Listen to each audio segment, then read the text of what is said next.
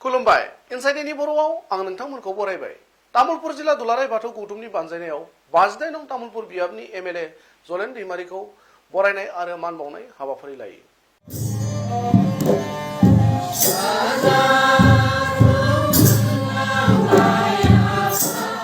30 November मंगलबार गोथार बाथौ सानखालि तामुलपुर जिल्ला दुलाराय बाथौ गौथुम आरो तामुलपुर बियाब बाथौ गौथुमनि बानजायनायाव एमएलए बिथांखौ मान बावनाय आरो बरायनाय बे हाबाफारियाव दुलाराय बाथौ गौथुमनि गाहाय नेहाथारि गणेश दैमारि, लोगो नेहाथारि मुलुगमुं बुहुम बसुमतारी, मिरु माइनाव आफादनि आफादगिरि बि सानसुलि बर' आरो नेहाथारि रमिला दैमारिमोनजों लोगोसे हालामनि गोबां बाथौ सिबियारिफोरा बाहागो लादोंमोन। मख'नो गोनांदि थांनाय उफ्रा बिसायख'थियाव 52 नं तामुलपुर बियाबनिफ्राय एमएलए महरै देरहालांनो हानाय जलेन दैमारिया बाथौ गौथुमनि बरायनाय आरो मान बावनाय बे हाबाफारिखौ गोजोननाय फोरमायो।